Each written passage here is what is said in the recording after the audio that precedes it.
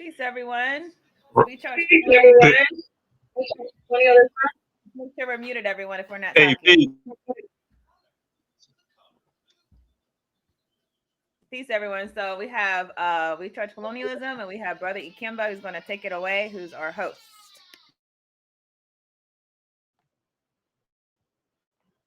Hey, peace, everyone. This is Ikemba here with Frank and Tierney. Welcome to our podcast and book club.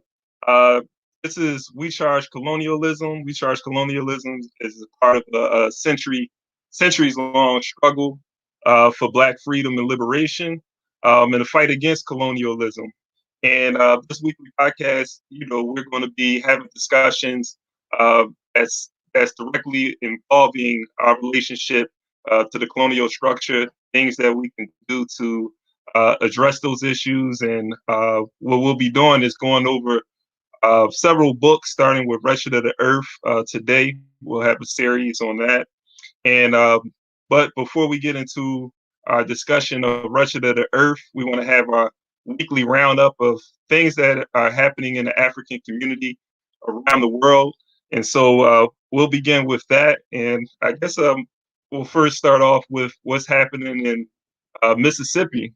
And so in Mississippi, uh, Jackson, Mississippi to be exact, there's no water right now. There's been a issue with the pipes there, and for what I've been reading, that these pipes are over 100 years old, and decades should have been replaced decades ago.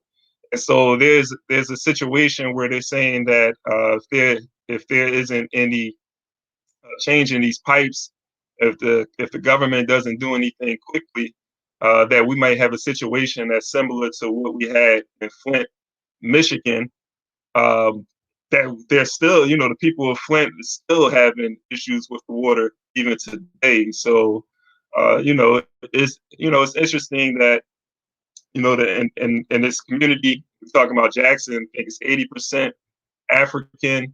There's this problem that they know has been a problem with the pipes for decades. The mayor himself said that they knew that there should have been a change in these pipes a long time ago. So, it's just funny that the government takes a invest in the African community. But I think it goes back to this relationship of African people with the power structure. When we talk about colonialism, we're the last people that are like really thought about when it comes to investing. Our communities and our people are, I should say, are the last people that are thought about. But just wondering what everybody's thoughts are about what's happening in Mississippi right now. Peace, everyone. It's Tierney Cherie. So when I heard this, first when I thought about Jackson, I started thinking about the legacy of that particular city. So obviously, um, you have Chokwe Lumumba, who was the mayor of that city. He was really trying to take it into a radical direction, as far as having a lot of a cooperative structure in place. So that's the first thing I thought about is that to me, that city was the one that was poised to be a Black Power city. And yet here we are again, put in a situation like you said, Ikemba, we're basically in a colonial situation where we're beholden to a government. And my thing is, where is the federal government that's supposed to represent all people whenever it's Black cities and Black towns that are the ones that are being desecrated? It's a common trend, when I say where, it's not that I don't know where they are. They're idly sitting back as that's what they're supposed to do. That's what they've intended to do with us. So it just seems like another situation of us being reliant on a power structure that has no love for us. And the question has to be, how much longer are we going to become comfortable with this system until we actually realize that the system um, needs a complete overdue as far as how it deals with African people. So those were my thoughts. I don't know if Frank, you had some thoughts on that.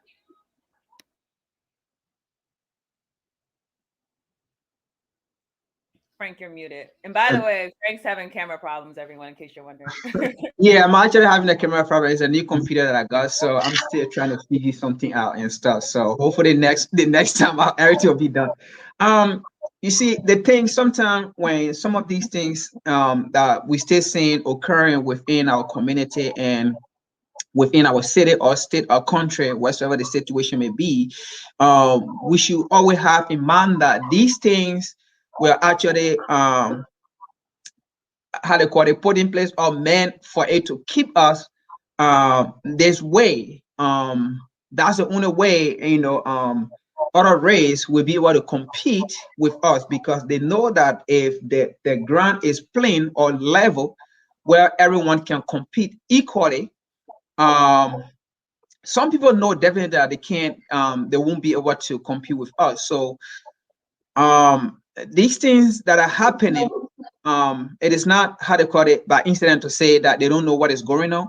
They actually know what is going on. They know what is going on. When you see the history of the world, when it comes to Black people, this is something that we've been struggling with since the existence of Black people along with other race.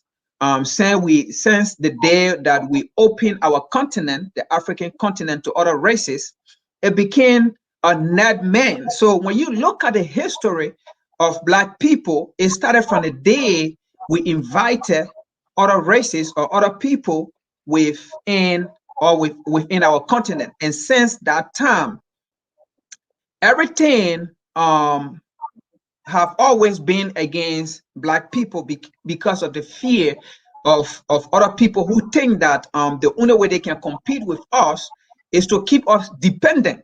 That's the only way they can they can compete with us. But if they make of to have full participation, full independence as them, there will be no way that they can compete with, or even with our dependent on them, as so to speak. You can see how strongly we are, how far we have come with all the constraint against us.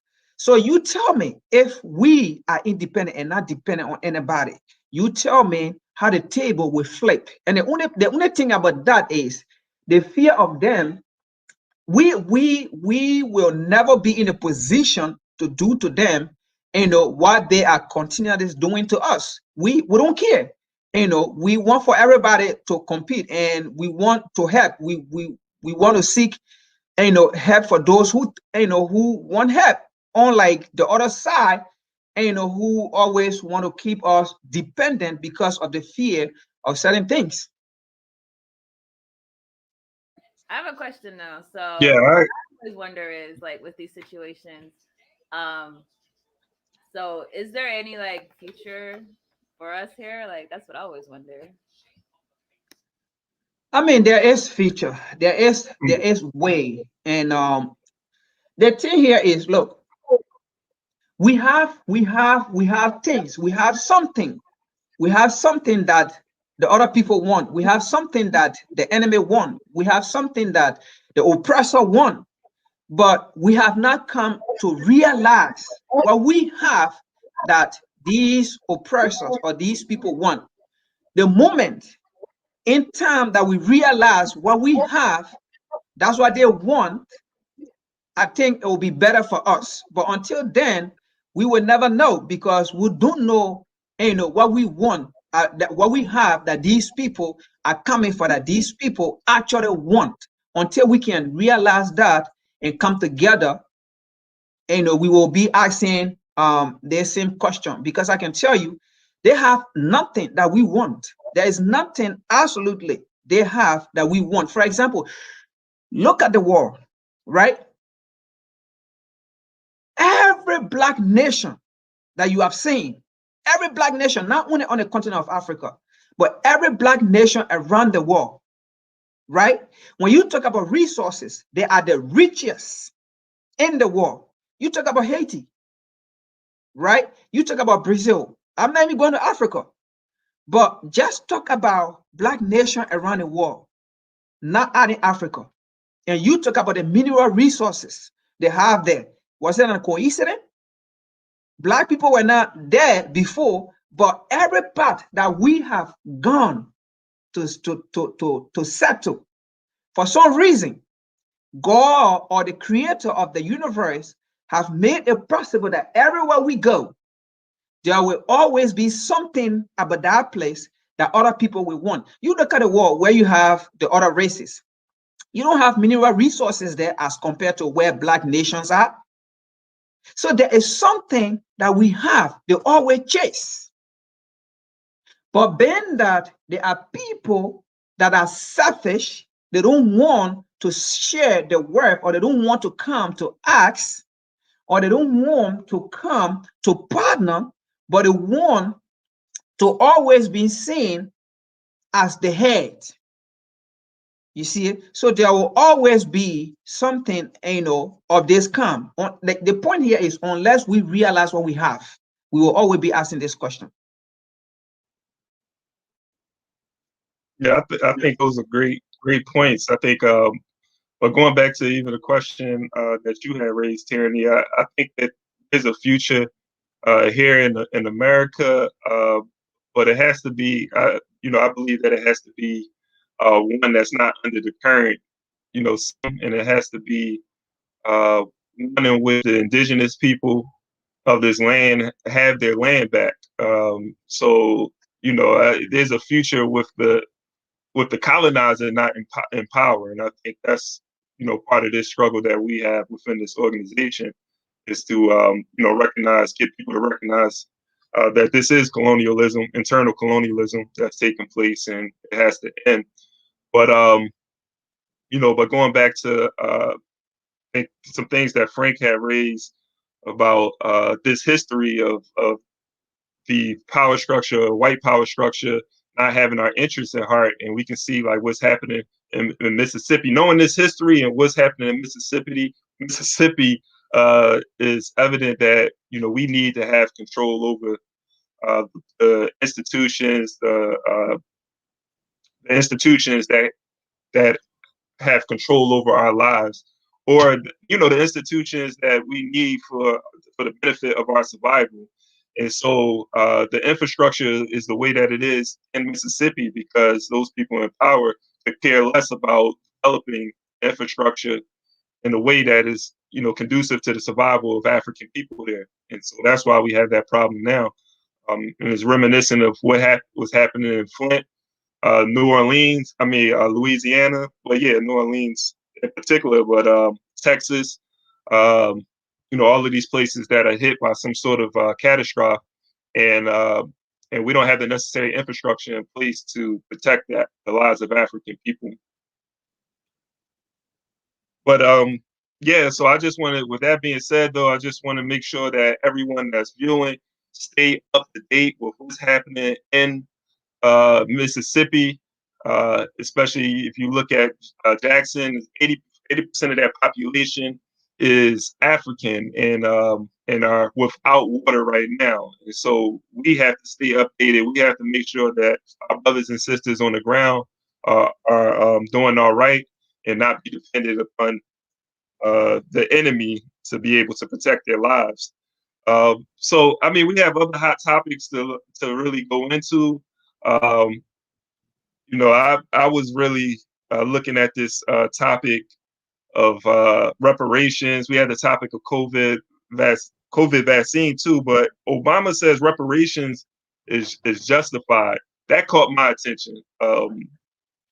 So I looked at that article and was saying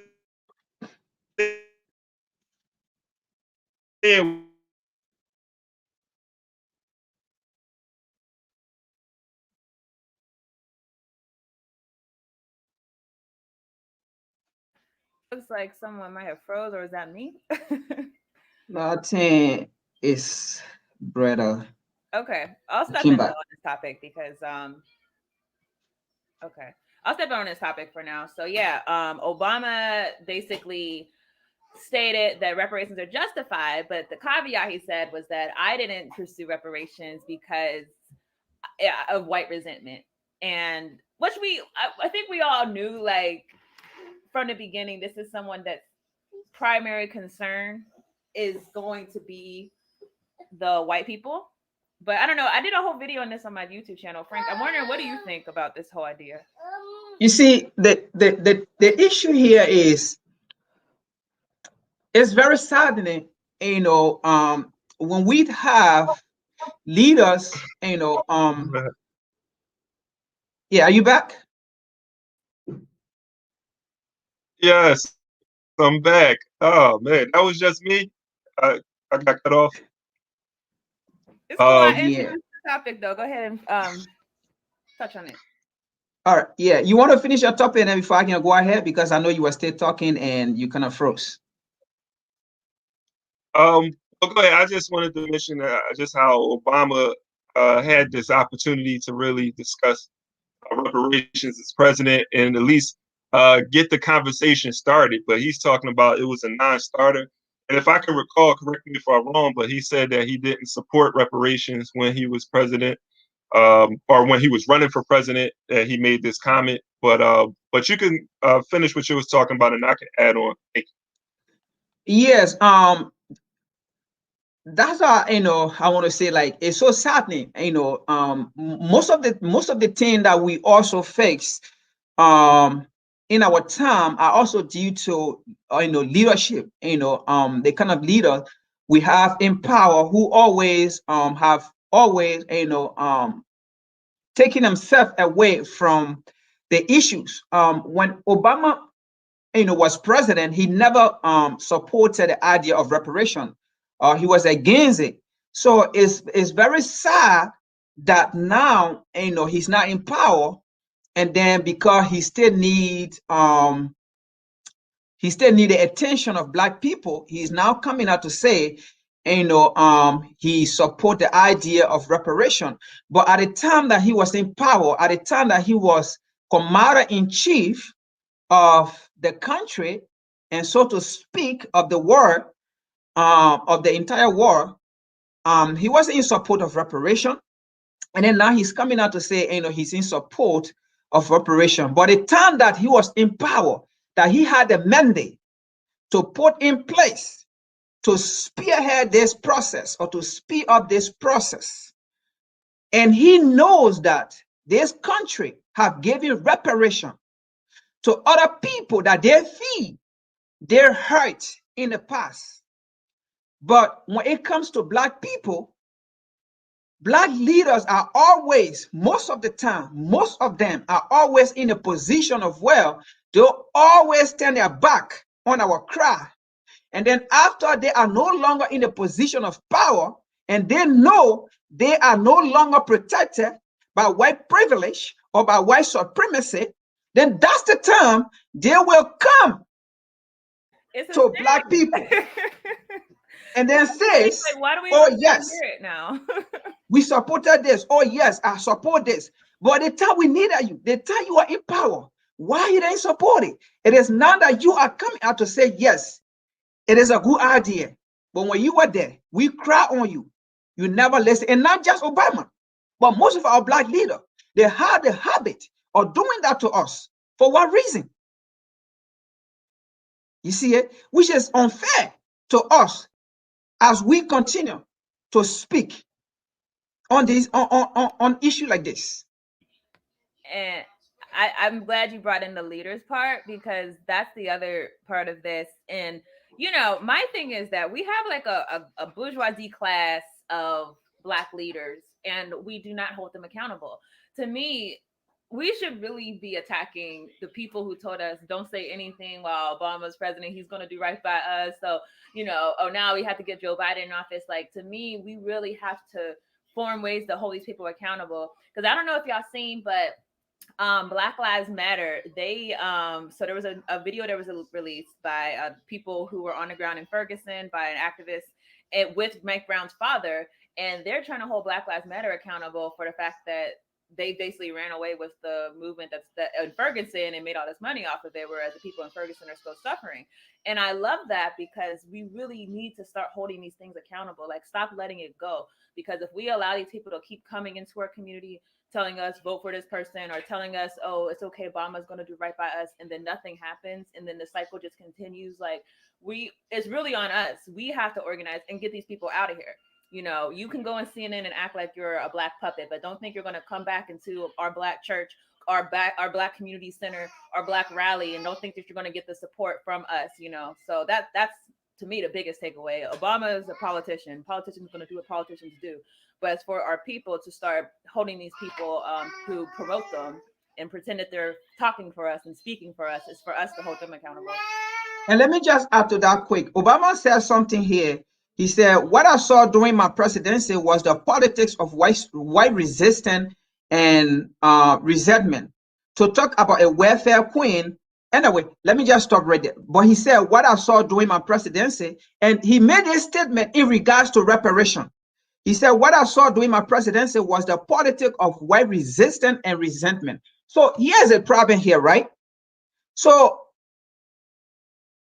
is Obama telling us that even white Democrat was also, okay, we're not just talking about Republican now, because I don't want people to think that this statement was going to just white Republican. He's telling us that white resistant, white Democrat as well, were against reparation. And when we always in the habit of voting white Democrat into power, into offices. So he's telling us here why resistance was the problem to his presidency. But he was carrying on other mandate, in favor of white people, right? But when it comes to black people, and then white people resisted the idea. So white Democrat as well resisted reparation. So, and these are the same white Democrat that will come to black people and say, vote all Democrat. So these are some of the questions we need to be asking, because Obama said it here, why resistant? So he did not say Republican. So when it comes to black issue, so he's telling you, even up to white Democrat as well, they are against it. Yeah. So I think lesson to take from this is we don't want the bourgeois to take the lead on the struggle for reparations. We have to take it out of their hands. Lastly, for our weekly roundup, before we transition into the book club section of the program, Haiti. What's happening in Haiti? Before Haiti, I think we want to talk about COVID Africa, right? And then we can go to Haiti. I think I think we should skip that because we're kind of short on time. Okay. Yeah, I can introduce the Haiti topic if you want, or if any of you want to. It's fine. Go ahead. You can introduce. Okay.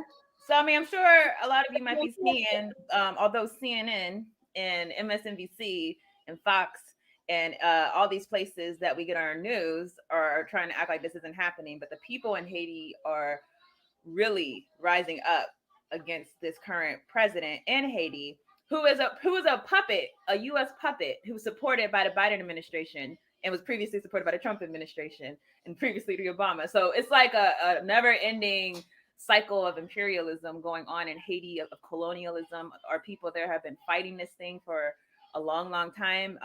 So I'm hoping that we're keeping abreast of this, because we do have to stand in solidarity. Like we see, the white power structure is not going to stand up for our people there.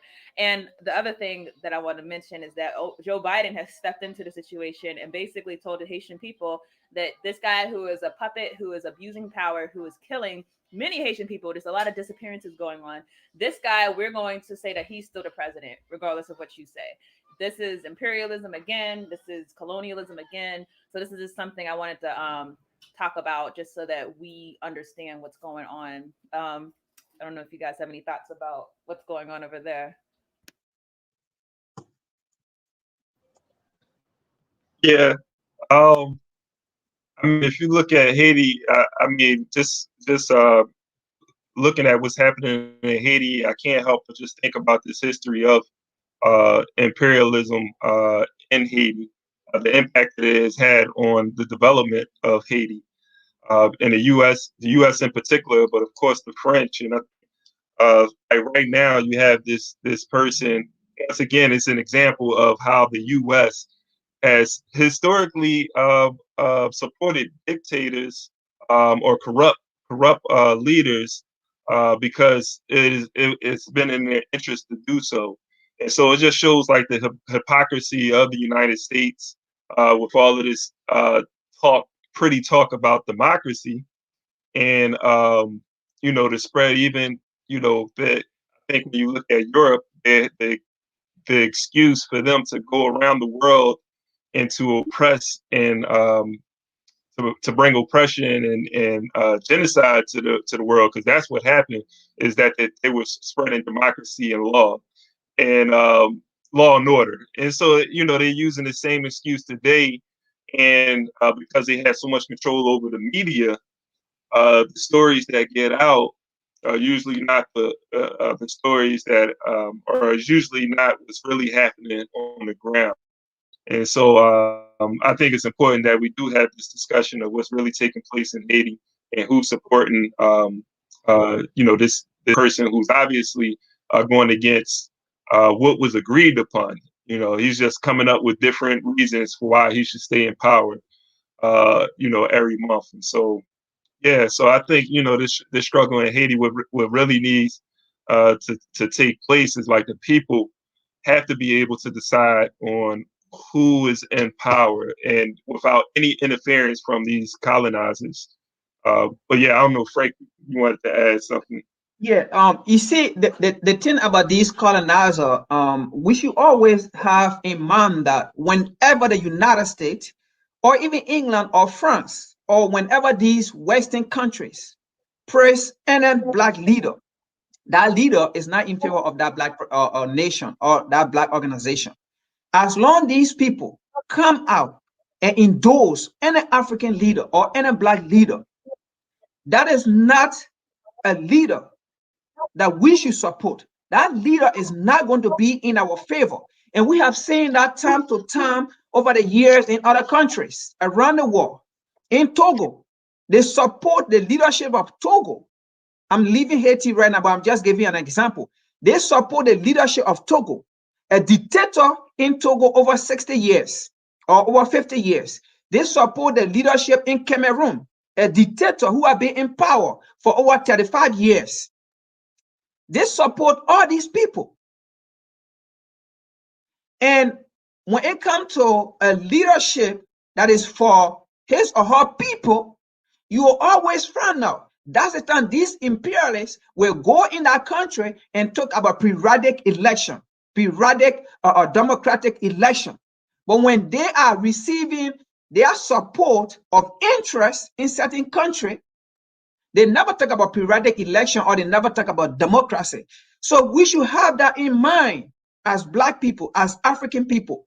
Whenever these people come out, these oppressors, these Westerners come out and praise any leader or endorse any of our leader, we should have in mind that that person is not our leader. We should have a second thought that this person is not going to be in our favor. And that is exactly with Haiti today, what Haiti is going through. Haiti is still paying the price of black liberation. Haiti is still paying the price of Africa gaining independence because it was Haiti that led the road. It was Haiti that showed the road to other black nations, to African people, to black people that this is the way to go if we want to be free. So Haiti is still paying the price for African people worldwide.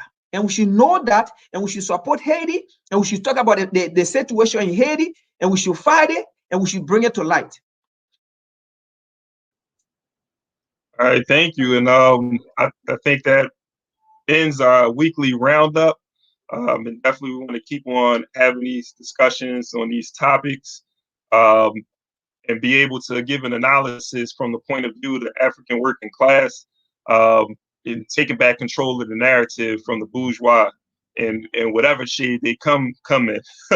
But so we're going to transition to our book club, and we're going to have a series of reading readings of The Wretched of the Earth, which is a powerful book. So yeah, everybody who attend on being a part of this podcast book club for the next few weeks that are interested. I mean, we're going beyond that, but we're going to be diving into this book for however long it takes. But I just want to quickly just read this. The back of the book, it says Franz Fanon was one of the 20th century's most important theorists of revolution, colonialism, and racial difference. And this, his masterwork, is a classic alongside Orientalism and the autobiography of Malcolm X. Says The Wretched of the Earth is a brilliant analysis of the psychology of the colonized and their path to liberation, bearing singular insight into the rage of colonized peoples and the role of violence in historical change. The book also incisively attacks post-independence disenfranchisement of the masses by the elite on one hand, and intertribal and interfaith animosities on the other. So we're going to dive into this reading and get some commentary. So I'm going to get started with on violence, the wretched of the earth. By the way, real quick, National. I'm sorry Yeah. to interrupt, brother. We do have a Google Drive in case anyone wants to read along and does not have the book. So I think it should be in the comments, the link to the drive. And hopefully you have a physical copy. So, all right, sorry.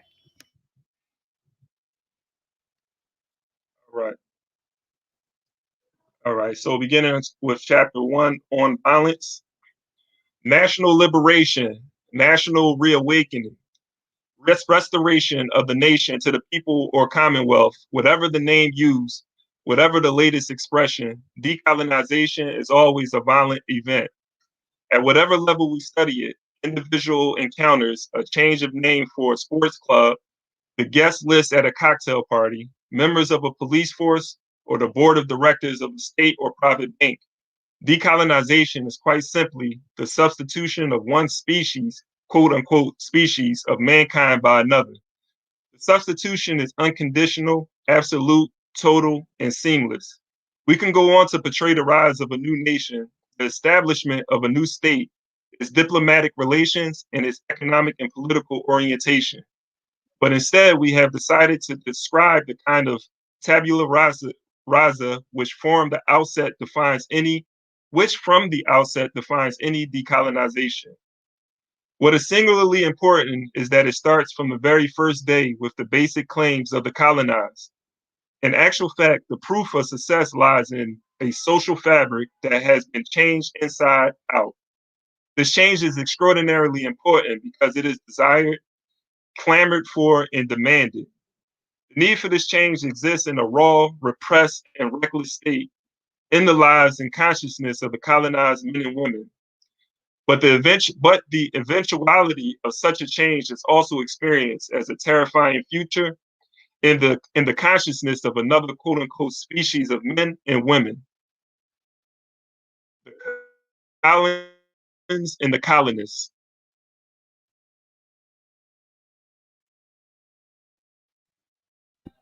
All right, looks like Decolonize which sets out. Am I there? I think you might be freezing again, Ikemba. But I think it looks like Okay. you're back. So Good now. Decolonization, which sets out to change the order of the world, agenda for total disorder, but it cannot be accomplished by the wave of a magic wand, a natural cataclysm, or a gentleman's agreement. Decolonization, which we know is an historical process.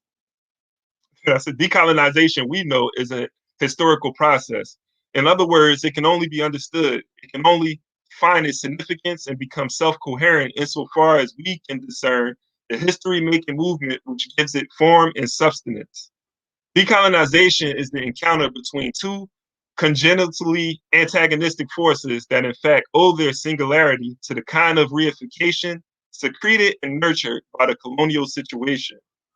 Their first confrontation was colored by violence and their cohabitation, or rather the exploitation of the colonized by the colonizer. continued at the point of the bayonet and under cannon fire. The colonists and the colonized are old acquaintances, and consequently, the colonist is right when he says he knows them. It is the colonist who fabricated and continues to fabricate the colonized subject. The colonist derives his validity, that is, his wealth, from the colonial system. And I don't know if anybody wanted to give any analysis as I'm reading, but I guess like you can cut me off if you like. But I want to give some. I'll keep Um, going. so You want to decolonization, get some? give some All analysis. right, Decolonization go is ahead. always a violent event. I think that's something that definitely has to be expounded upon because we're kind of given this analysis, this view of decolonization is that it can be peaceful. Um, but there's never been a time where an oppressor will willingly yield to the oppressed without being forced to. So I think that's something that we have to not run away from. Honestly, I mean, it's the reality. The reality is that the violence is happening on our people consistently, um, and so people think that we can run away from that, and that there's ways that to get around it. But the violence is happening. So the question is, how are we going to undo the situation to get this oppressor off of our neck? So I like that analysis by France Fanon.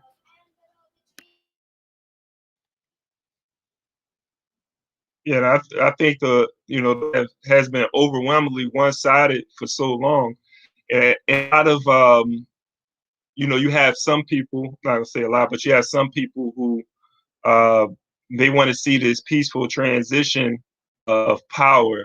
And I think one thing we have to understand that those who represent the status quo, the bourgeois, are not giving up their position of power peacefully. And so, yeah, I think the whole process of decolonization is whether one or not is going to be a violent process. Uh, as we can see, Dr. King, the most peaceful, uh, advocate of transformation in the system, was shot and killed violently. Um, Shooting and killing is a violent, violent act. But um, yeah, so I think that this first section, I'm I'm gonna go on unless Frank, you wanted to add something.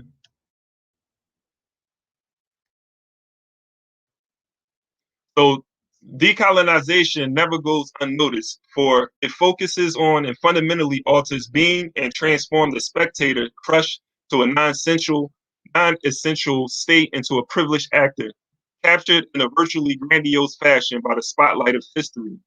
It infuses a new rhythm specific to a new generation of men with new language and a new humanity. Colonization is truly the creation of new men, but such a creation cannot be attributed to a supernatural power. The quote unquote thing colonized becomes a man through the very process of liberation. Decolonization therefore implies the urgent need to thoroughly challenge the colonial situation. Its definition, if we want to describe it accurately, be summed up in the well known words quote, the last shall be first, end quote. Decolonization is verification of this. At a descriptive level, therefore, any decolonization is a success. It is barely reality. Decolonization reeks of red hot cannonballs and bloody knives. For the last can be the first only after a murderous and decisive confrontation between the two protagonists. This determination to have the last move up to the front, to have them clamor up, to quickly say some. The famous echelons of an organized society can only succeed by resorting to every means, including, of course, violence. You do not disorganize a society, however primitive it may be, with such an agenda if you are not determined from the very start to smash every obstacle encountered. The colonized who have made up their mind to make such an agenda into a driving force have been prepared for violence from time immemorable. As soon as they are born, it is obvious to them that their cramped world, riddled with taboos, can only be challenged by and out violence. The colonial world is a compartmentalized world. It is obviously and superfluous to recall the existence of native towns and European towns of schools for natives and schools for Europeans, as it is to recall apartheid in South Africa. Yet, if we penetrate inside this compartmentalization, we shall at least bring to light some of its key aspects. By penetrating its geographical configuration and classification, we shall be able to delineate the backbone on which the decolonized society is reorganized. The colonized world is a world divided in two. The dividing line, the border, is represented by the barracks and the police stations. Its colonies, the official legitimate agent, the spokesperson for the colonizer in the regime of oppression, is the police officer or the soldier. Its capitalist societies, education, whether secular or religious, the teaching or moral reflexes handed down from father to son, the exemplary integrity of workers decorated after 50 years of loyal and faithful service, the fostering of love for harmony and wisdom, those aesthetics forms of respect from the status quo, instill in the exploited of mood of submission and inhibition, which considerably eases the task of the agents of the law and order. In capitalist countries, a multitude of sermonizers, counselors, You and wanna confusion mongers intervene between you wanna stop as we discuss this? Oh yeah, there is a lot to discuss. Okay. All right. So from what I got from that reading about decolonization, it involves a lot of things. Decolonization in a sense of um, getting your belongings, getting everything that was stolen from you, getting everything that was taken from you during colonization. Decolonization in a sense that everything that it told you about you that was wrong, that is including your name, your culture, is all all form part of decolonization. Um, our artifact, our knowledge, all form part of decolonization. Everything that was taken from us and that have been renamed after them as they are the pioneer or they are the creator. That also form part of decolonization.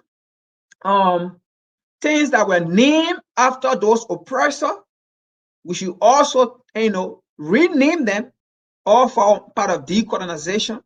All right, so let me break it down.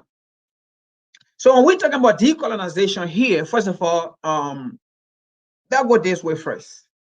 We are talking about the children. Let me put it this way for the children of African that was brought over here by ship, by boat, by force.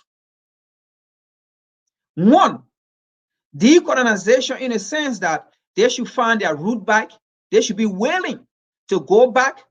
And as they are going back, that again go to reparation. They should be compensated to go back because they did not come here on their own. So they can go by using their own resources, although they can pay a visit. But they should be compensated to go back because they were forcibly brought here. That also form part of decolonization process, which is reparation. Again, we go back there.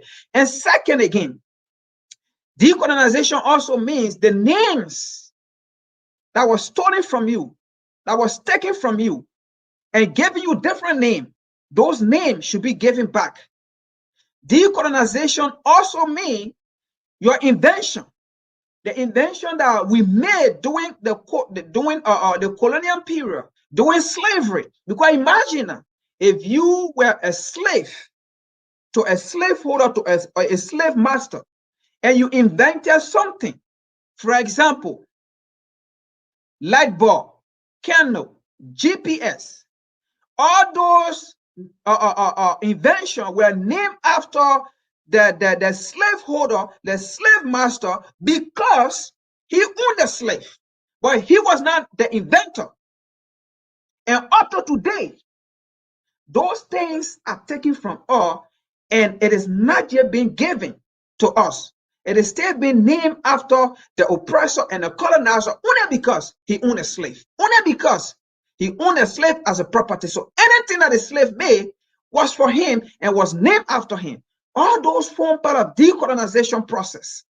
When we talk about decolonization as well, we are also talking about our artifact that was taken and brought into America and Europe and the Western world and put into their museum that they have made billions of dollars over the year.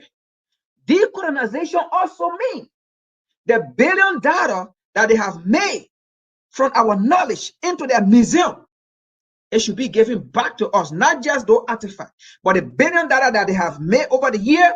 They should share those $1 billion with us, and they should give back to us our artifact. Now, when they are giving that artifact back to us, we don't just need those things, but we need the knowledge of those artifacts, the knowledge that behind those artifacts. Because if you just give it to us, like recently we have been seeing, how they call it, the Belgian turning over some artifact that they took from Africa or from Ethiopia or from Congo, right? That's a good idea. But the issue here is we are now a lost generation. So by you giving us those artifacts, we have no knowledge of it. We will not even be able to maintain it. But if you give out those books, those knowledge that you took, and then we can be able to read those knowledge, we can be able to have education on those artifacts, on how to maintain it and how our forefathers maintain those things. And then we will have our dignity back. We will know that we were the first inventor and we were the creator. So we don't want you to keep those books. We don't want you to keep those knowledge and then bring back our artifact. Those are also part of decolonization. And decolonization also means the 500 billion that France takes from Africa every year, France should pay it back. And that is decolonization. Let's let Tierney jump in real quick. Just a quick point, and I agree with everything you said, Frank. And I think I'll finish out the paragraph just because I know you got cut off in Kimba. It says, in capitalist countries, a multitude of sermonizers, counselors, and confusion mongers intervene between the exploited and the authorities. In colonial regions, however, the proximity and frequent direct intervention by the police and the military ensure that the colonized are kept under close scrutiny and contained by rifle butts and napalm.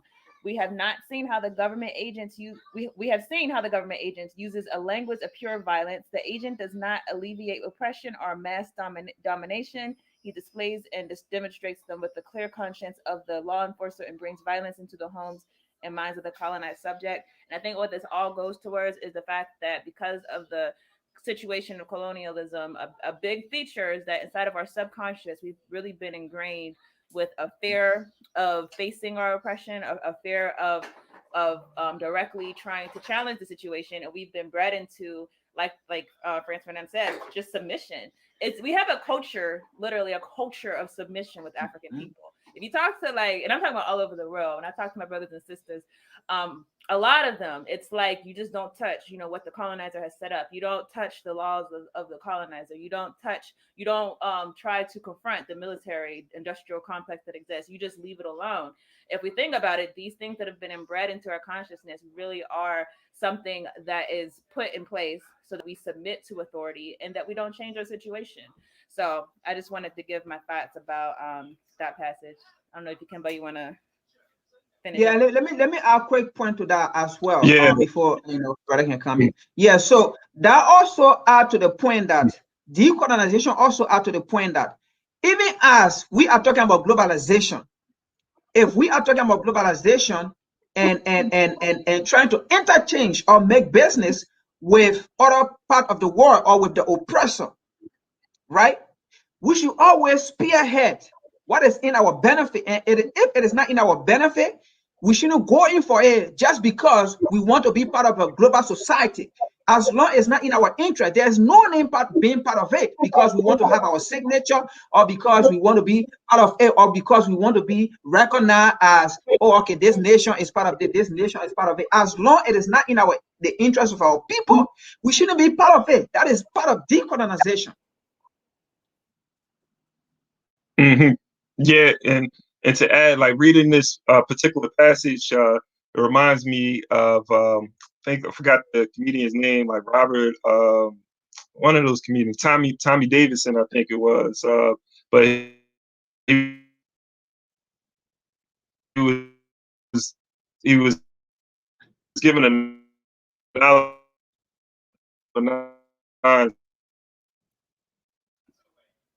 So our brother's getting choppy again. Yeah, Tiana, quick question before he come back on. I think people are writing a question that they want us to answer. I don't know if we can be able to see them because I'm seeing some question when I click on it, then it just go red by.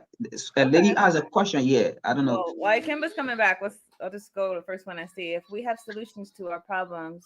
Who can we talk to? Maybe this is a larger conversation, so I can't really even see the context of that. we charge colonialism. They can talk to Yeah, us. yeah, true. Okay, you got choppy, but I don't know if you want to wrap up your point. Yeah, just a quick point. Like, we have to understand that the institutions that have been established within the society are colonial institutions, and I think this is what Frantz Fanon is getting to. And so, even going to what W.B. Du Bois talked about when he talked about how all structural oppression has to come with cultural oppression. Like those are two components that work together. And so the cultural oppression comes with the denying of a people's history, creating types of stereotypes, and it's almost it's creating this thing. That's what colonization does. It creates this thing where you're no longer human. And so this is what's happening under colonialism, that we're no longer the subjects, but we become objects of history. And so with decolonization, we become actors. We become the subjects of history rather than the objects, and I think that's what Frantz Fanon is getting at in these particular paragraphs. But yeah, for that person who has some answers, anybody that's looking for answers, you find answers in organization, and so we charge colonialism is an answer to colonialism, the issue of colonialism, and the more people that get involved in this organization and join the struggle, the more effective we can be at overturning these conditions. Um, so we have a couple of minutes. I'll just let people wrap up before we. Anybody wanted to have any final words Well, I before just we think transition? this is a good first read for us. Obviously, where we charge colonialism, and a big mission of our organization is that we have to understand when you're reading Red Shit of the Earth, you really realize, like, yes, he's writing, Frantz Fanon's writing regarding like a lot of what he sees in Algeria, but it's like you're really reading about the subconscious of Africans in America. And so when you're reading these words, I think there's it's a clear showing that we are being globally subjected to the same system. We adopt the characteristics of a people who are in submission to colonialism. So I think Ikemba, he's the one that wanted this to be our first book. It's a very good book, and while we go through it, we'll be reading it, as Ikemba said, for a couple of weeks. We should be thinking about how do we actually separate from this situation that we're in? How do we have a true process of decolonization? Because they told us decolonization happened, and of course it did not. How do we move forward in that direction, particularly from a psychological framework, getting away from the oppressed mindset to being conquerors in ourselves? So those are my closing thoughts on the reading.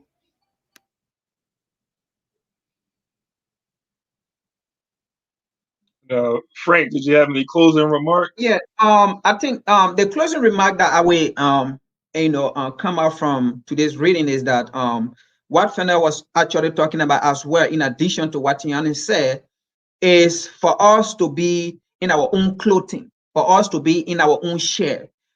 You can't be in another man's clothes, in another man's share, and you want to be yourself. You can't speak another man language and you want to be yourself. You can't see yourself in another man, and and you can't move forward. In order to move forward, you have to be yourself. You have to see yourself in yourself, and you have to see yourself in a picture that you can recognize as yourself. That's the only way you can move forward. So what he was trying to say here actually as well is for us to go back to where we were, and then in order to break the cycle away, and, it's for us to go back where we were before the imperialists came, and, before we introduced the imperialists to Africa, or before we introduced the imperialists within our mix, or within our culture, or within our society. We have to go back, and start from how we live then, and then we will see, the presence of today.